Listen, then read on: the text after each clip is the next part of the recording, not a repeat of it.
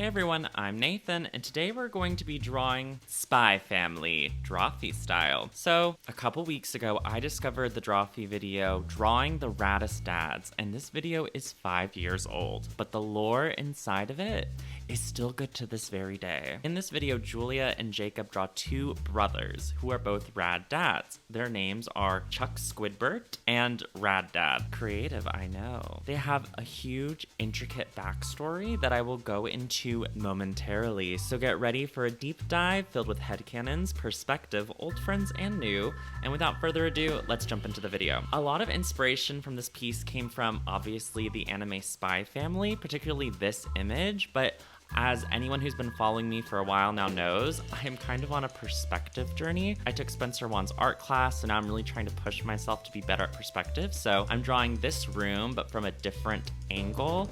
And I changed the room a little bit, but I'm really trying to push myself into drawing perspective differently. But anyway, yeah, let's talk about the Rad Dad family. So you need to know there are 4 members of this beautiful little family unit, and that's Rad Dad, who's kind of like the Yor of the family, kind of like Lloyd. There's a lot of overlap. Then there's Chase Stone, who's more feminine and gender non-conforming, so looks more like Yor. And then lastly, there's Mel and Nick, who are the kids. So they're the principal family unit, but to understand how we got here, we have to go back to a story of 2 brothers. So Rad Dad and his brother Chuck. So we know that Chuck Squidbert works, according to the Drawfee wiki, is suspected to be part of the secret spy society. I don't know what this means, but my brain has latched onto it. We know that they have a very complicated history and past, and if we combine this with the character Chase Stone, everything starts to fall into place. So several years ago, Rad Dad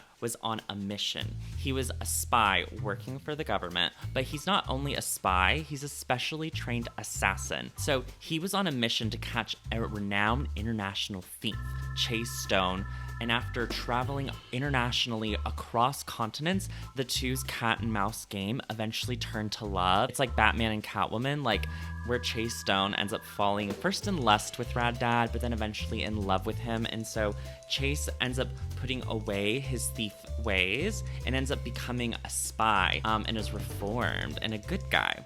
And so this lines up with what we know about Chase Stone from his video that he was in. And it makes perfect sense, because why would an international pie thief go from doing such evil things but also be a spy? There had to be a redemption arc in there somewhere. So that was the first event. They quickly fell in love, and I imagine they got married very young. But there's a third party member, part of this uneven love triangle, and that's Chuck Squidbert. So Chuck is Rad Dad's younger brother. He's like the cool uncle, but he has a secret. He is in love with Chase Stone, a love that can never be reciprocated because Chase is married to his brother.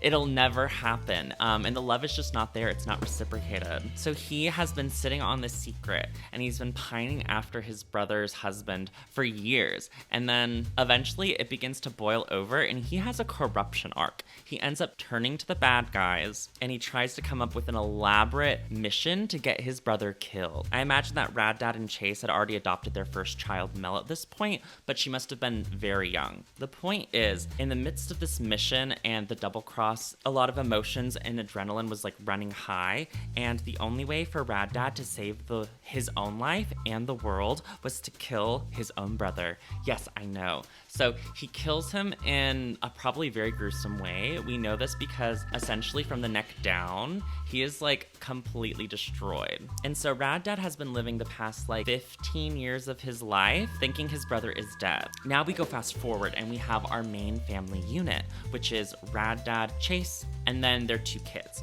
So their first kid, the oldest daughter, is Mel, and I chose her, one, because her design by Nathan Yaffe just looked a lot like Anya, and she's based off of a Norse god, so there's sort of a magical kind of slant to her character. She's like a reaper, and that really fits with Anya too, because she has sort of a paranormal ability to read minds. Yeah, I think that Mel is like also a specially trained assassin, or she's learning how to be an assassin, and she's a scythe. And I don't know if she has a paranormal angle on her character or not. That's open to you. I'd love to hear that in the comments down below. But anyway, she probably doesn't remember her uncle, and if she does, it's like memories from when she was 3. Like, she must have been very young. But she's like a teenager going through life, and then her younger brother Nick is actually a very famous Drawfee character. So I think Nick is probably the most popular out of any of these characters. If you're a casual Drawfee fan, because he is from a much more recent video by Karina. He was drawn in one of the randomly generated character challenges. He's a teenager with interesting hair. But this version of Nick, he is actually younger. Like, I think he's around 10 here. And what you may notice is that he still has his arms. We know that when he's 14, he gets mechanical arms. So the image that I'm drawing for you today shows the family being happy. They're like, it's first thing in the morning, they're getting ready for school. Chase is like ironing clothes, and Dad is like, if you guys make me late for work, I will leave you here, and then you will have to take the bus. Mel is chasing Nick because there must have been some petty squabble. I imagine that they have a dynamic very similar to Violet and Dash from The Incredibles. That's sort of like my North Star for like how they interact with each other and what their vibes are. So they're just like doing normal things, but what they don't know is that Chuck Squidbert is actually alive, because as you might know if you saw my Drawing Every Mermaid's video, he looks like this now. So after he was assassinated, he was replaced with a robot body, but the robot body are robot squid or octopus tentacles, and he now has a life like under the sea. So I imagine that while he was dying, whatever mad scientist Rad, him, and Chase were trying to thwart, but you know, Chuck was secretly working for him the entire time,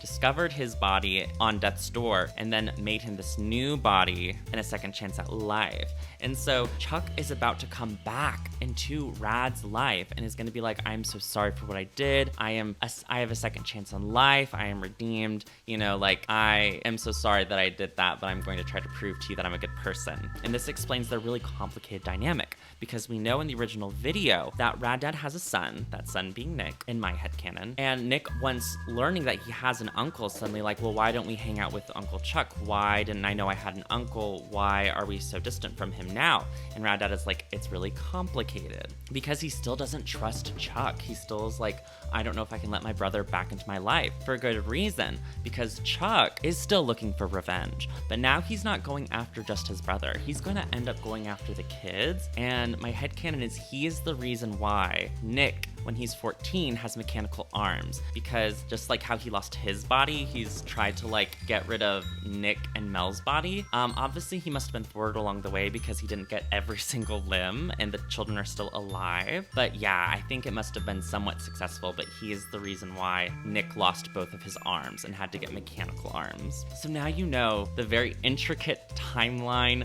backstory for this family. I know I must sound like a crazy person. I haven't actually talked about the image this entire time, but I just had to let someone know this weird story I came up with in my brain. Like, doesn't this sound like such a fun comic? I would love to like read this. It's like so interesting, and there's a really good villain, and it has such a nice family dynamic to it, and it's also somewhat of a parody of Spy Family, so it's just ticking all the boxes for me. I'll take just a moment to talk about their designs and what I like about them. So I really wanted to actually homogenize all of them into more of my art style. Sometimes I like to keep the distinct styles of the creators when I'm drawing, but I felt like to make this work, I wanted to just kind of do it in my style. So I made Rad Dad a DILF, obviously, and then I gave Chase an outfit that is very similar to yours, but instead of the sweater dress, it's just a regular sweater, but still off the shoulder and still in high heels because he is gender non-conforming. So I wanted to still like pay homage to that, but I also kept his like crazy hair, like how he has a pompadour and a man bun. I feel like that was very important to him as a character. So yeah, I kept that big and exaggerated, very anime, very kind of JoJo. And I love all of them as a family in it. Like, it really makes sense in my mind that this is how this kind of like contemporary redefining of a nuclear family would look like. So I don't know, I'm really proud of them. And I'm also really proud of this perspective. It was a struggle bus to color, but the end results is so, like, it may be shocking to hear, but if you draw 2 drawings every week for your YouTube channel, you'll get a lot better at art. I'm done being silly. But yeah, I've just been doing so much art and practicing so much. It's kind of crazy how in a couple months I've seen like vast improvements. But this background is so good. I was able to use my reference but still draw it from a completely different angle. I'm just very proud of myself for having achieved what I set out to do. And I don't know, I'm hoping to be able to do more original pieces myself of my characters with this new mastery of backgrounds. Yeah, I'm getting a bit of the itch. I'm getting a bit of the itch to do like either comics or book illustrations or something in the future. But more on that later. This is the finished image. What do you all think of the drawing and this crazy story? Let me know down in the comments below your headcanons. An interesting thing too about Chuck is that at the beginning of the video, he was kind of implied to also be a dad, but then later on, they were kind of like implying he was only an uncle. So there was like this, there's a little bit of leeway for whether or not he had children or if he's just always been an uncle. That's very interesting to me. So like, let me know down below if you think he should have a family or not and how that would help the story. And also tell me if there's a Drawfee mad scientist or villain character that totally fits the bill of like giving somebody mechanical octopus body. And if you want to see that image, I don't know.